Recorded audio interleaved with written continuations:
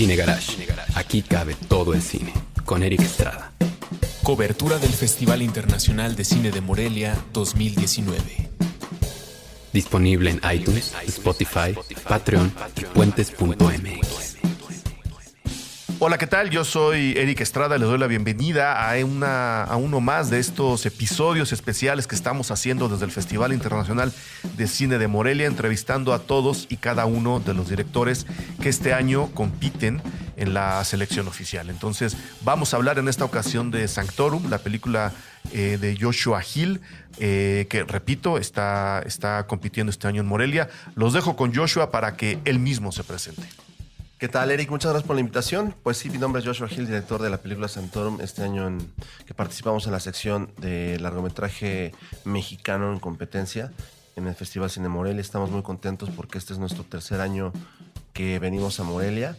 La primera vez que trajimos la película era Apenas Papel. La segunda vez que venimos el año pasado ya traíamos un corte y bueno, también... Bueno, nos han hecho el honor de premiarnos ya un par de veces. Entonces, esta vez que venimos a presentar la película, me parece que ha sido una invitación ya, la cereza del pastel. Y bueno, pues un poco sobre mi trayectoria. Esta es mi segunda película. La primera película se llama La Maldad, que la filmé en el 2012. La estrenamos en el 2015 en el Festival Cine de Berlín, que tuvo una película que fue hecha en provincia con recursos completamente particulares, con el ahorro de nosotros, del crew en ese momento, de nuestras familias que nos apoyaron. Y bueno, pues un cine que es muy cercano también, en este caso Sanctorum, una película que, a pesar de que tiene ya más presupuesto, procura siempre tener como este aire de independencia, una película que habla sobre una temática que pareciera que es un tanto común, como es el narcotráfico, pero que realmente tratamos de dar un enfoque completamente opuesto a lo que conocemos. Y muy enfocado al tipo de cine que me gusta, que es el cine de verité, el documental, el cine filmado con un crew pequeño, con mucho corazón. Y bueno, creo que Sanctorum para mí es probablemente el ejercicio más honesto que haya hecho en la vida y probablemente lo más difícil también. Pues vamos de lleno entonces a hablar sobre Sanctorum, la película de Joshua Hill, a quien le doy de nuevo la más cordial de las bienvenidas. Joshua, mil gracias por estar en los micrófonos de Cine Garage y de Puentes. Muchísimas gracias, Eric, por la invitación. Muy contento de estar acá con ustedes para platicar del proyecto y de todo lo que se pueda. Un proyecto que, pues bueno, como todos los que ustedes están escuchando ahora en la tercera semana de octubre, obviamente grabamos antes, ¿no? Estas cosas se planean, estas cosas se hacen con calma. No es en vivo, está en vivo. Sí, o sea, estamos grabando aquí en caliente, pero ustedes lo van a escuchar hasta octubre. Es el bloque de entrevistas que estamos haciendo con todos y cada uno de los directores. Ahora no hubo directoras seleccionadas, con cada uno de los directores de la selección oficial del Festival de Morelia. Y Sanctorum pues, es una de las películas que está compitiendo. Y Joshua, antes de empezar a platicar sobre la película, sí darte una felicitación por el trabajo. Lo voy a tratar de resumir, ya saldrá el texto, ¿no? Ya lo tendrán por ahí, pero de entrada así, pues es una película intrigante, es una película evocadora y es una película dolorosa, todo al mismo tiempo. Y creo que es una película, además, con un tema que nos viene preocupando desde hace mucho, mucho tiempo en México. Entonces, hacer el esfuerzo de contar algo relacionado con la violencia que se vive en este país sin que se parezca a ninguna de las otras películas que se han visto y que a veces de repente inundan un poco la oferta, es de tomarse en cuenta. Entonces, agradecerte y felicitarte por la película. Y no sé por dónde quieras explicarle a la gente el proyecto. Si por el origen, si por la selección a Morelia, si por la sinopsis, que acaba siendo muy pequeña, o por las influencias, que yo creo que detecté varias. No sé por dónde quieras arrancar la plática. Bueno, pues me gustaría dar una pequeña introducción, solamente que la película nace realmente de una investigación que se estuvo haciendo hace algunos años con respecto al campo mexicano. Como bien dices, es una película es una atmósfera violenta como el propio país. Sin embargo, la idea era generar una película que tuviera mucho más tintes metafísicos, más que violentos, aunque era inevitable que los tocara, por así decirlo, que estuvieran como parte del ADN de la peli.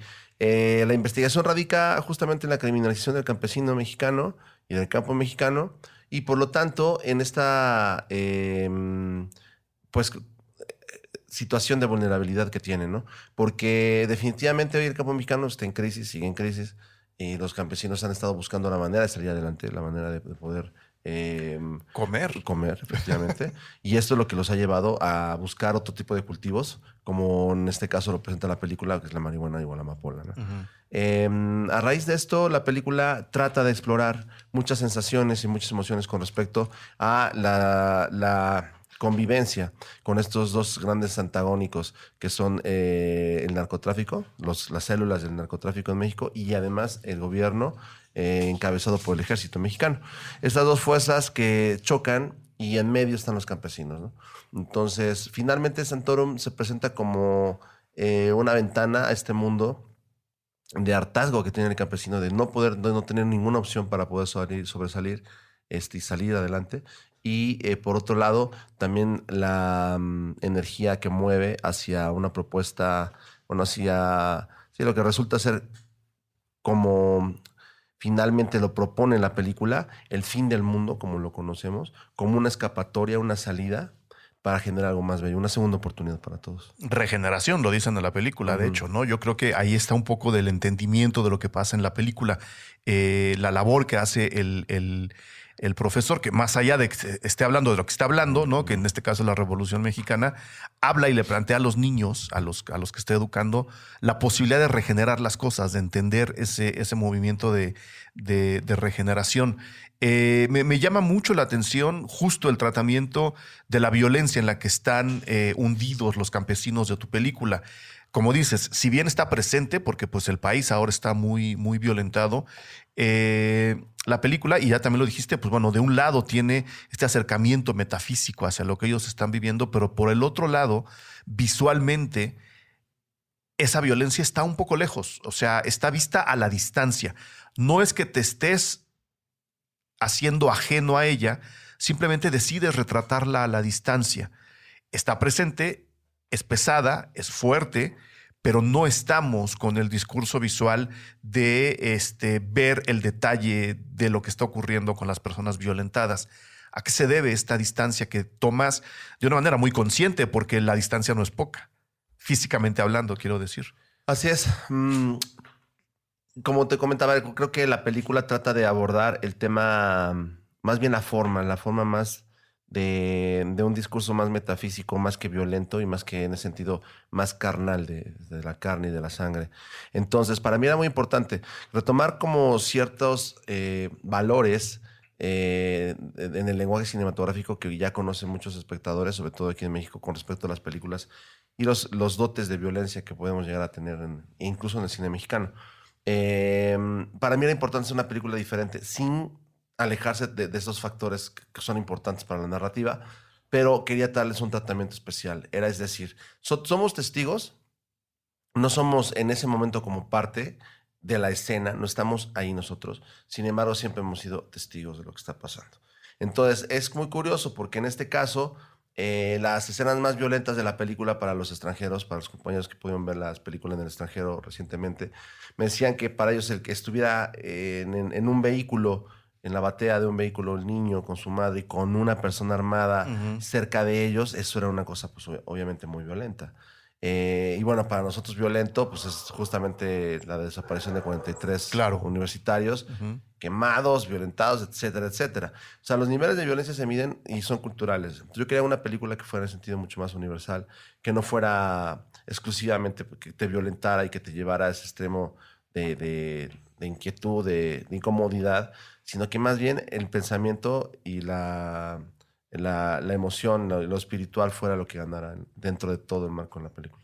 ¿Por qué, en qué momento pasa tu investigación? Y si nos puedes contar un poco de qué iba, de dónde surge, en qué momento despegamos de la investigación al tratamiento metafísico de la película, que ahora daremos un poco más de detalles. Pues sí, la investigación realmente nace después de que leí un par de artículos, uno del New York Times y otro de The Vice, la revista cultural, en la que justamente estaban hablando sobre esta generación de niños que estaban siendo criados en diferentes campos de cultivo, ¿no? Alrededor de Latinoamérica, y que México no era la excepción, sino que al contrario, era el número uno, ¿no?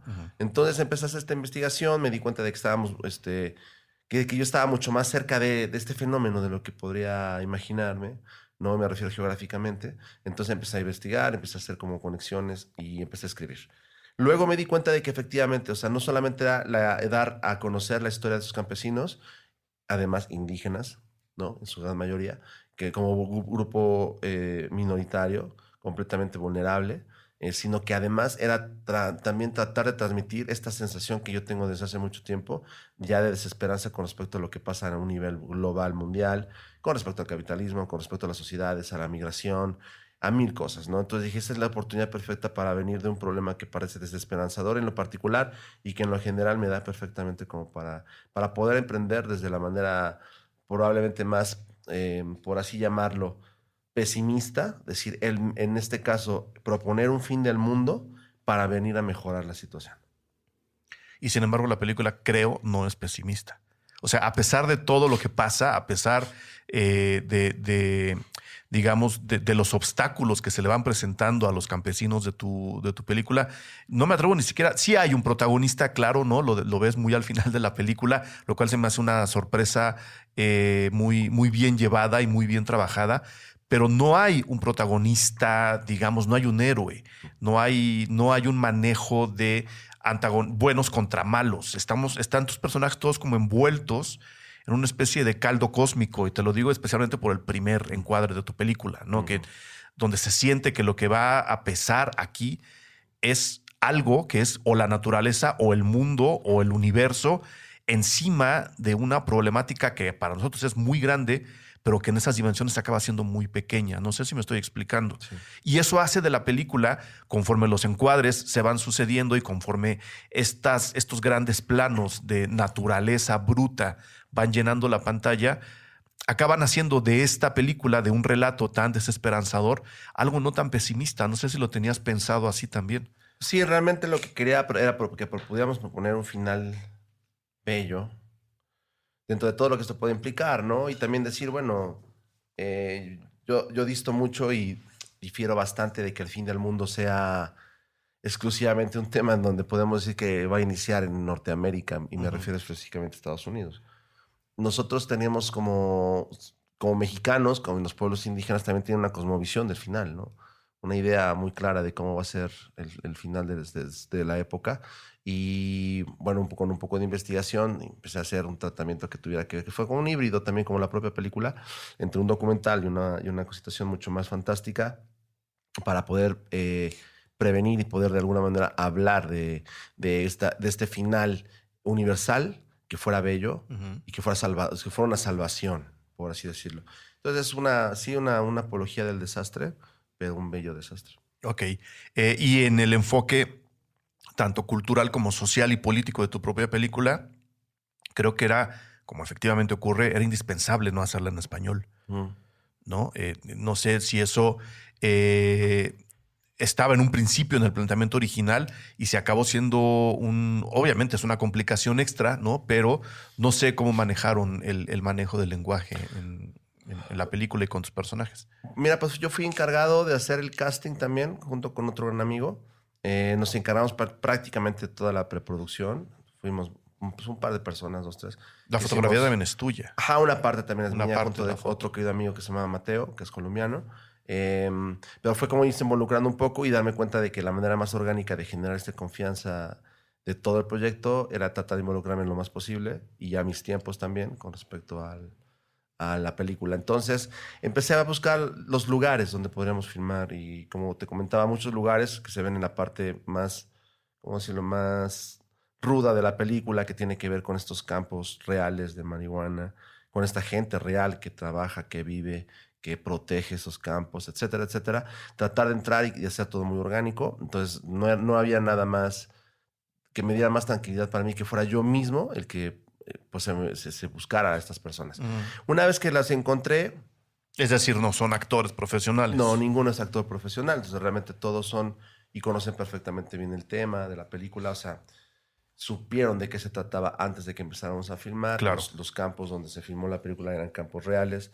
y los dueños de los campos pues también están ahí cercanos a la película, ¿no? O sea, como secundarios, bueno, porque ellos querían aparecer en la película, ocultos aunque sea ahí sin dar el rostro, pero para ellos era importante. Y entonces fue que me di cuenta de que estábamos trabajando con una base de gente que la mayoría de ellos hablaba 2 o 3 idiomas, que podía ser el náhuatl, el mije, alguna otra variación, algún otro idioma por ahí, ¿no? Entonces empezó a cobrar sentido mucho la idea. Antes de empezar a filmar empezó a cobrar mucho sentido la idea de tratar de hacer como pequeños diálogos en otras frases para que hubiera como ciertos momentos de intimidad en los que ellos, porque se comunican, o sea, la mayor parte de la gente del narcotráfico que está involucrada ahí no hablan lengua indígena o la entienden, pero la han abandonado, no la han procurado. Entonces era un poco como darles espacio de intimidad a través de la palabra, a través del lenguaje, para que ellos tuvieran su espacio. Y luego se empezó a volver más orgánico hasta que ya, probablemente una semana antes de empezar a rodar, tal vez menos, empecé ya a ver que ellos, a las personas a las que le había pedido yo que fueran los actores, hacían sus ensayos solitos, sin que yo les dijera, entre ellos, pero en su idioma, en este caso en mije, ¿no? Y entonces fue completamente orgánico. Ya cuando pasaron a la cámara, dije, no, ya no cambien de idioma, háganlo así. Síganlo así. Síganlo así, como todo lo que decían ellos, pues sí eran unos textos que ya habíamos platicado un poco antes. Sí, o sea, se sabía lo que estaban diciendo, yo ¿no? sabía perfectamente Pero lo que eso estaban acaba complicando la dirección a final de cuentas, ¿no? Porque, o sea, sí. tu La dominio no es complica. total, digamos. Exacto, no es total. Sin embargo, yo siempre he tenido que hacer uso de mi intuición prácticamente para todo en la vida. Y había ciertas cosas que yo entendía por intuición que estaban perfectamente bien y otras que como un momento como que notaba y les preguntaba, ¿qué onda? ¿Qué está acá? Entonces ya sea que él me decía o la pareja de actuación me decía otra cosa, como no, pues es que sí hubo aquí un atorón. No hay problema, repitámoslo. Entonces ya cuando sentía que ya fluía, pues ya podía yo saber que sí se estaba cumpliendo con el objetivo del discurso. Y bueno, ya nos hablaste un poco de la selección de los intérpretes, actores, de las personas que iban a estar enfrente de la cámara. Pero por el otro lado estaba el otro riesgo, ¿no? Estar trabajando ahí en los campos, estar trabajando con la gente que está trabajando esos campos, te pone en riesgo a ti y probablemente los pone en riesgo a ellos. ¿Cómo manejaron eso? Porque se acaba sintiendo también un poco por la cámara, ¿no? La cámara tiene que estar oculta como están ocultos ellos, agachados, recogiendo la marihuana. Pero no sé si eso también fue una complicación que se tuvo que calcular prácticamente de manera milimétrica. Sí hubo mucho cálculo y hubo mucha negociación por parte de nosotros. Como te comentaba, pues realmente fueron pequeñas exploraciones que estuvimos haciendo 2 personas a lo largo de varias partes del territorio nacional. En Morelia, Guerrero, Michoacán, Guerrero, Oaxaca, para encontrar cuál es el lugar adecuado para poder filmar. Procuramos siempre que fuera un lugar muy seguro para todos, tanto para la producción como para las personas. Nos dimos cuenta de que sí, el ambiente cambiaba demasiado con respecto a geográficamente en donde decidiríamos filmar, hasta que encontramos el lugar que era como el adecuado. Sobre todo no se trataba de poner en riesgo a nadie, solamente que sí yo quería que tuviéramos un contexto muy real, o sea, que sí fuera todo el contexto, o sea, no... Porque en algún momento se pensó en que si nos íbamos a Estados Unidos a algún campo controlado y así. Pero yo no quería eso, yo quería que fuera algo mucho Yo más. hubiera quitado un poco de naturalidad, ¿no? Sí, completamente. Y probablemente hubiera sido muy extraño por la geografía, las temperaturas y todo esto, poner algo así. Entonces, sí, pues, tuvimos suerte porque realmente después de 1 mes y medio de estar buscando y andar cuidándonos, y me refiero a cuidándonos de... O sea, de que fue con mucha precaución, pero sin miedo, ¿no? O sea, realmente no había como un temor, no sé, porque éramos como muy cuidadosos de cómo emprender la búsqueda. Pero fue rápido, donde encontramos la manera de negociar con las personas que tenían que ver con el permiso, por así decirlo, para filmar ahí. Y la mayor parte de las personas que actúan, que salen en esas partes, son personas que realmente se dedican a esto y que, pues, insisto, no... O sea, ellos son campesinos, son indígenas, y que están en la necesidad de trabajar esto porque no tienen otra, o si no tienen de otra, ¿no? Entonces, hablar con ellos, presentarles las ideas, decirles, de esto va a tratar la película está dedicada a ustedes, entonces, si quieren participar, además de todo, tenemos una pequeña recompensa para ustedes, que es mejor que su propia jornada, ¿no? Entonces, lo único que tienes es trabajar, apoyar a la filmación y nosotros igual podemos, pues de alguna manera compensarlos. Y entonces estaban súper contentos. Claro. Todos estaban contentos, todo el mundo quería aparecer en la película. Tratamos de ser muy cuidadosos con los nombres, hay muchos nombres que están inventados. Claro. Situaciones que están hechas para protegerlos ellos de manera legal. ¿Qué te decían ellos? Porque efectivamente el retrato que se ha hecho del campesino que cultiva marihuana o amapola no es precisamente un retrato neutral. No lo voy a llamar objetivo porque el problema es muy complejo, ¿no? Pero normalmente, como dices, se les criminaliza, se les dice, claro, se pasaron del lado del narco, claro, están cultivando, se lo buscaron, es la frase más común cuando uno se entera de alguna matazón en algún plantío, ¿no? Que llegara alguien a decirles, vamos a contar el otro lado de la historia para que la gente vaya enterándose.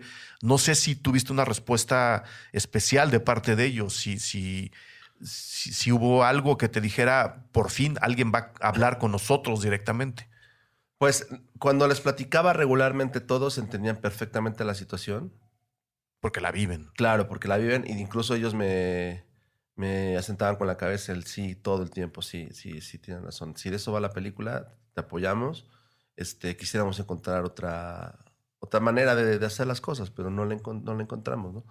Entonces no hubo una negación al problema, no hubo ni siquiera que convencerlos realmente del discurso de la película. Simplemente fue decirles, ustedes van a ser bandera no solamente de este territorio, sino de muchos otros en el territorio nacional. Y probablemente en el continental. Sí, probablemente, exactamente. O sea, porque también tenemos en Colombia, Nicaragua, tenemos una situación muy parecida, ¿no? Como Latinoamérica.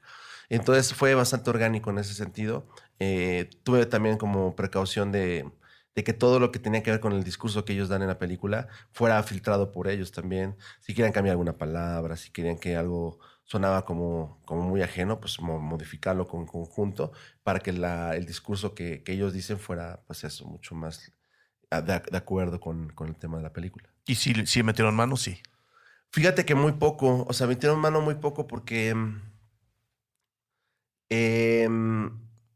como no hay nadie que esté realmente de memoria, yo les dije, a ver, esto es, ahora pásalo a mí.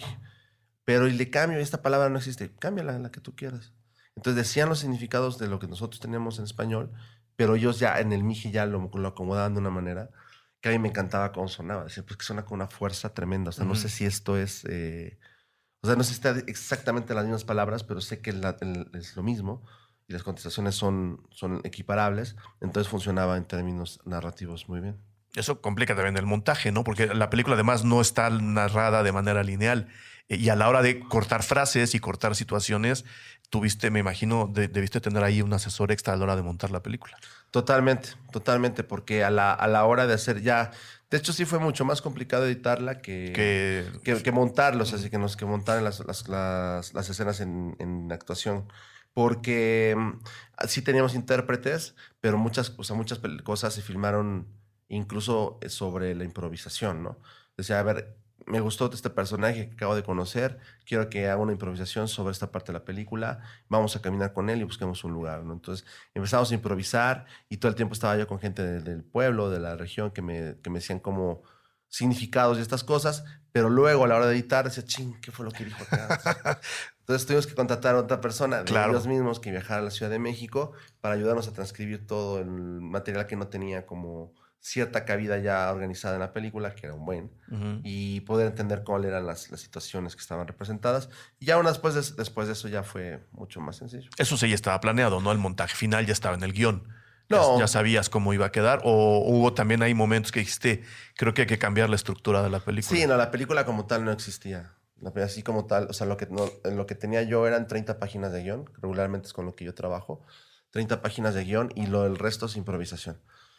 Sabía yo por dónde empezar y dónde quería acabar, pero ya fueron apareciendo tantas cosas en el camino que estaba yo sorprendido y enamorado con la idea. Entonces, conforme iban apareciendo cosas, las iba yo filmando y las iba guardando. ¿Cómo qué?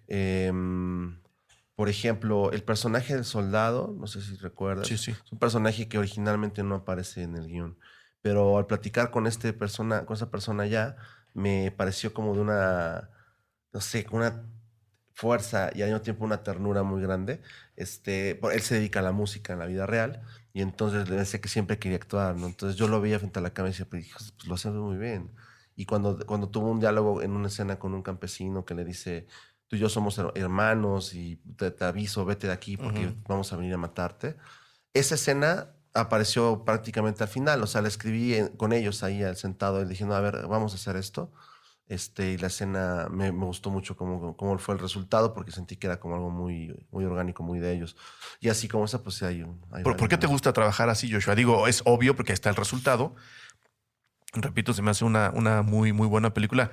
Pero platícale a la gente un poco de dónde vienes, quién eres y por qué te gusta trabajar así con esta apertura a la improvisación sin soltar las riendas de la película, por supuesto.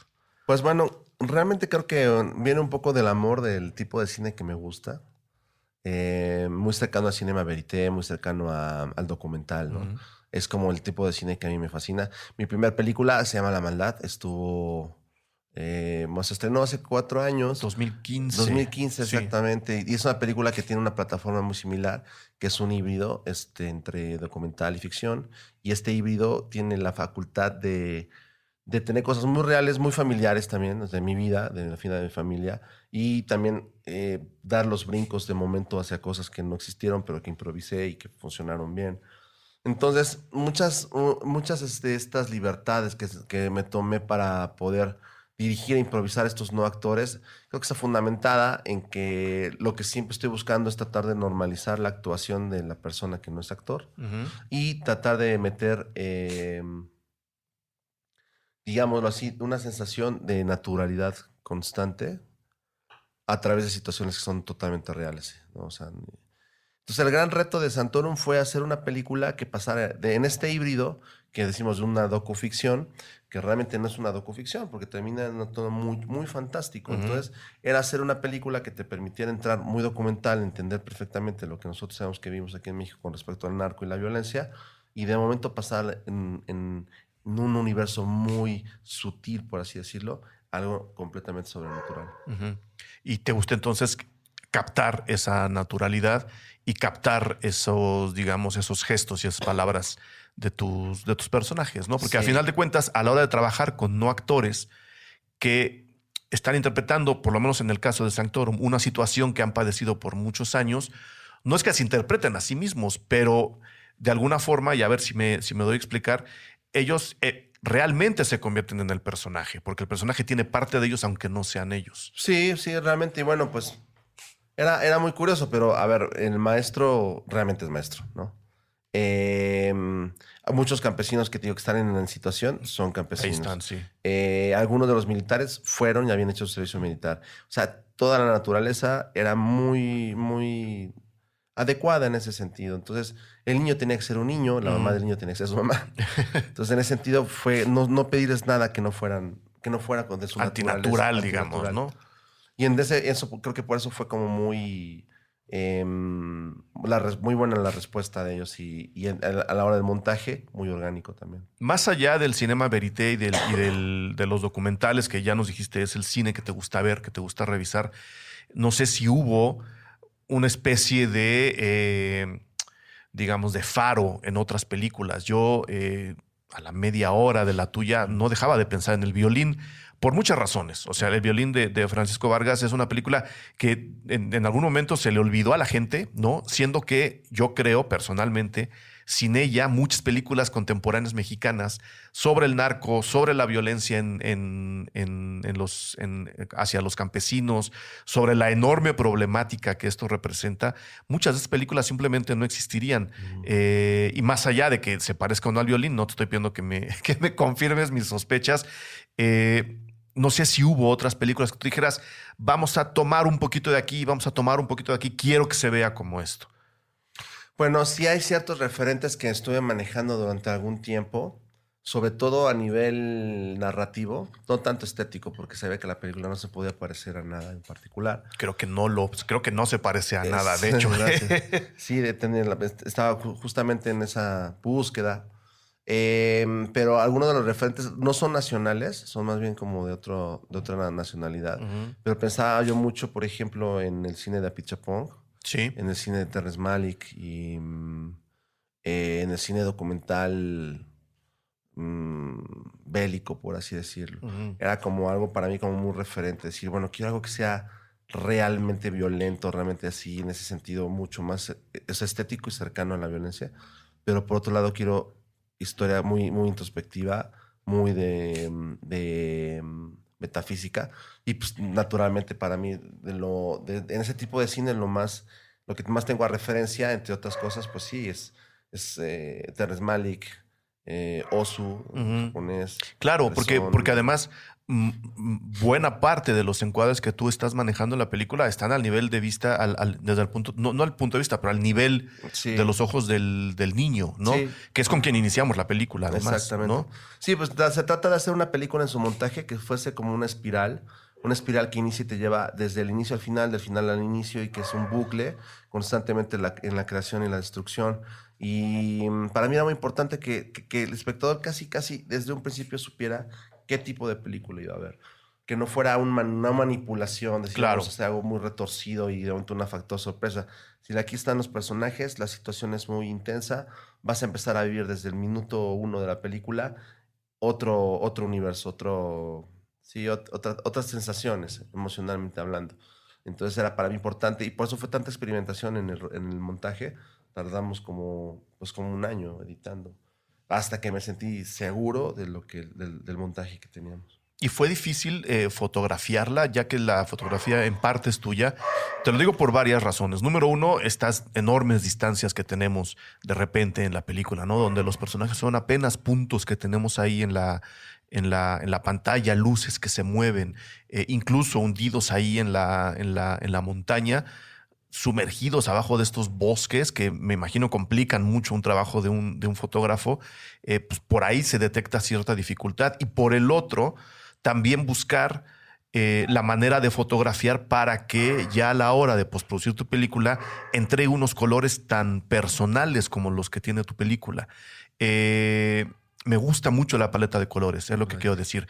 Y obviamente para conseguir estos colores que están en tu película hay que pensar desde la hora de estar grabando, ¿no? Es digital tu fotografía, ¿verdad? Así es. ¿Qué tan complicado fue levantar todos estos movimientos y armar tu estructura a través de tus encuadres en situaciones tan agrestes, perdón, pensando además en que los colores que tú quieres entregar al final son los que efectivamente tiene tu película?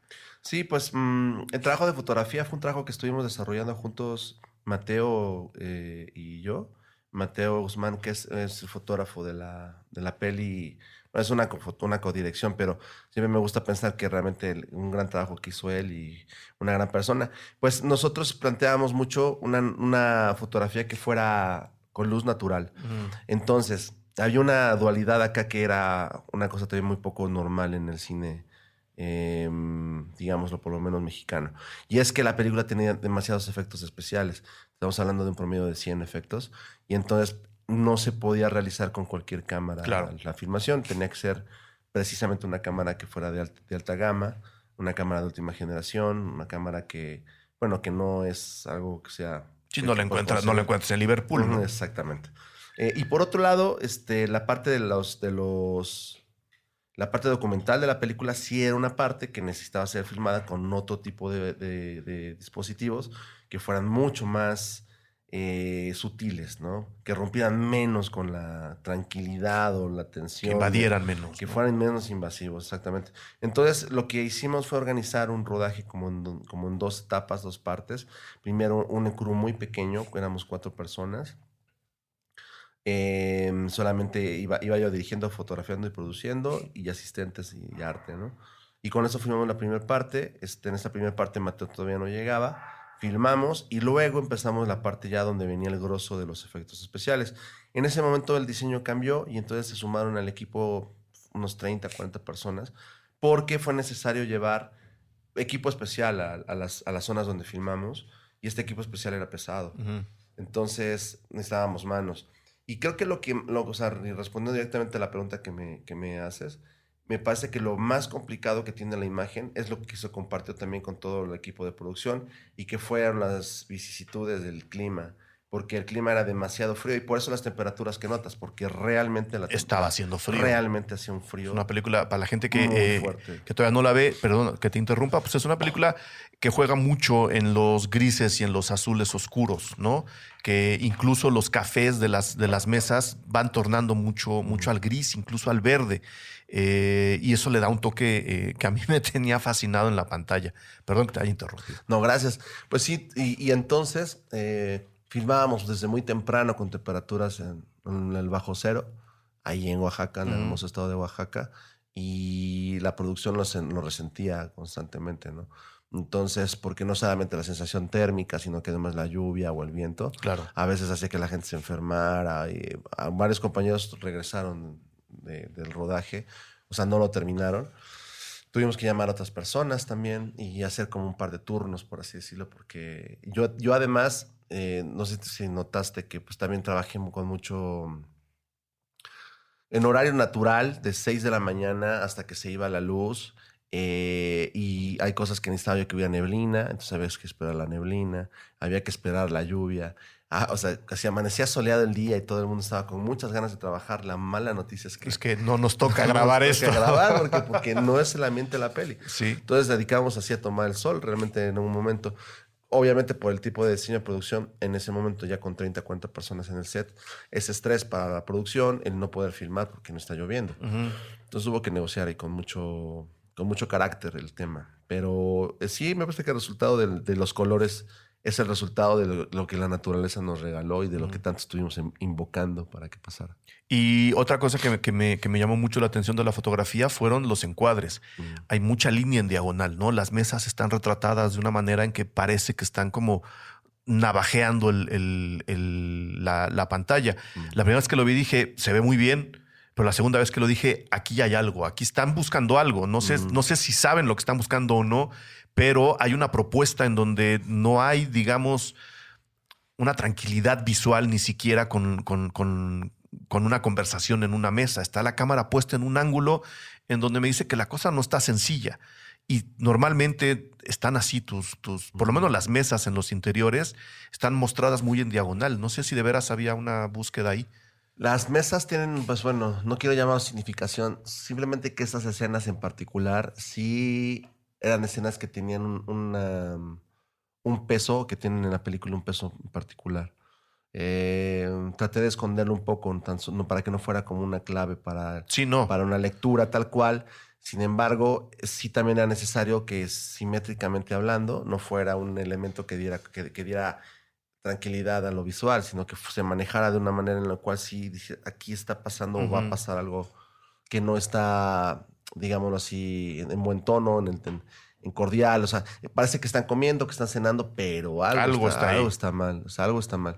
Entonces eso es un poco, porque sí, la simetría la utilizamos mucho justamente para tratar de hacer esta, pues, apología a la belleza, ¿no? A lo simétrico.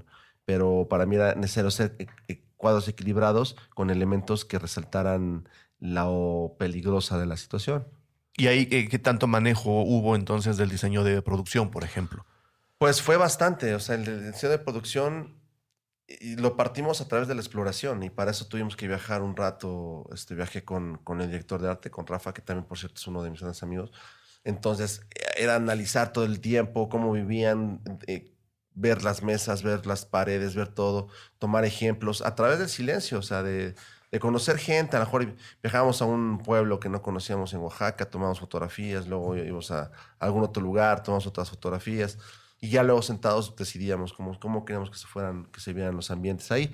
Y cuando encontrábamos los lugares, le pedía yo que moviéramos lo menos necesario, o sea, que no se alterara tanto el espacio. O sea, más bien se fueron acomodando espacios reales, un poco lo que pasó con tus actores, ¿no? Exacto. Espacios reales a las situaciones de la peli. Y casi dejarlos intactos.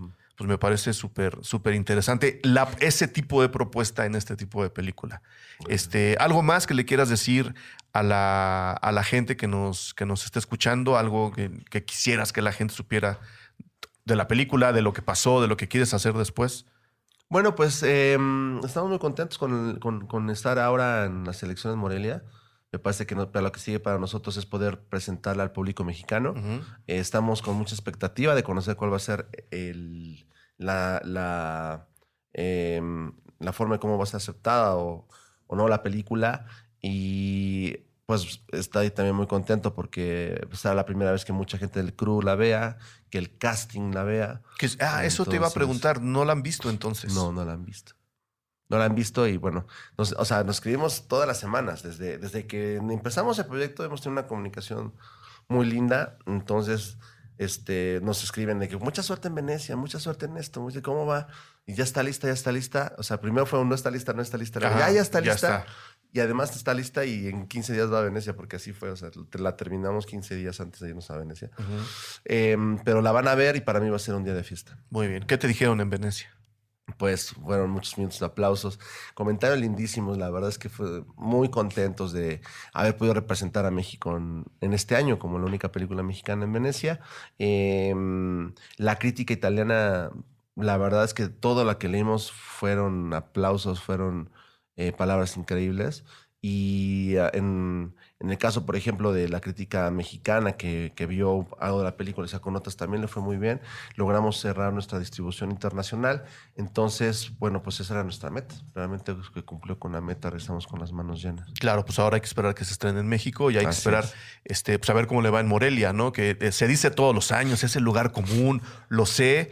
Sí, ya es el premio estar en la selección, pero pues ganar está padre también, ¿no? Claro, que siempre ganar es muy, muy bonito, sobre todo porque sé que para la gente que está metida en la película, para todos sea un reconocimiento a su trabajo, pero principalmente porque la película le va a dar difusión, le va a dar una buena plataforma de visualización, estaría muy bien. Y si no, pues como siempre decimos, nosotros empezamos a celebrar el mismo día que se proyecta, terminando la función, nosotros empezamos a celebrar porque ese va a ser el mayor premio. Entonces, Claro. Pues muchas gracias, Joshua, por venir a hablar de tu película Sanctorum, que es parte de la competencia de este año en ficción mexicana en el Festival de Morelia.